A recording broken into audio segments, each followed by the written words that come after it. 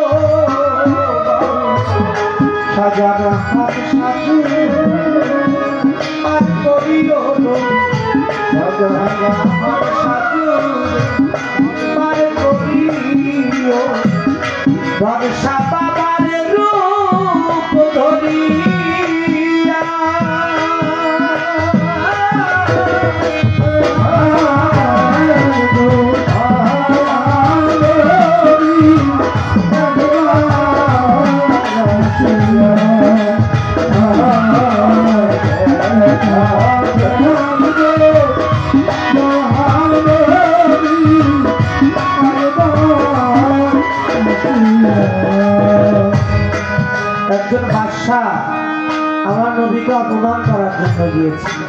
বাদশাহ আলতামাস নবীর নুরানি চেহারা দেখে অপমান করবে দূরের কথা, তার চেয়ার ছেড়ে দিয়ে আমার নবীকে বসতে দিয়েছিল। বাদশাহ আলতামাস কিছু বলতে চায়, আমার নবী বলে, বাদশাহ তুমি বাড়িতে যাও, তোমার বাড়িতে গেলেই বুঝতে পারবে। বাড়িতে গিয়ে বাদশাহ আলতামাস তার একমাত্র মেয়ে কুষ্ঠ রোগী ছিলেন।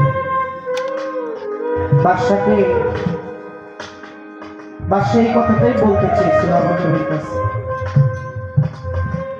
আর মেয়ে ঘর থেকে দৌড়ে আসছে, আয়েশা বাবারে জড়ায় ধরছে, বলতেছে, বাবা মদিনা থেকে একজন লোক আসছিল, তার নাম নাকি মোহাম্মদ। সে আয়েশা আমার মাথায় যখন হাত দিয়েছে, আমার শরীরের কুষ্ঠ রোগ আল্লাহর রহমতে ভালো হয়ে গেছে। সুবহানাল্লাহ। যেই নবীরে ভালোবাসলে, যেই নবীরে দেখা মাত্র মনের আশা পূরণ হয়ে যায়, সেই নবীকে সবাই চিনে না। নবীকে তারাই চিনে যারা আমার নবীর ইশকে দেওয়ানা হয়ে যায়, পাগল হয়ে যায়, নবীর জন্য ঘর ছেড়ে দেয় শুধু নবীকে খুশি করার জন্য, নিজের খুশিকে ধ্বংস করে দেয়। একমাত্র তারাই আমার নবীকে চিনতে পারে। এই গানটার মধ্যে বললেন,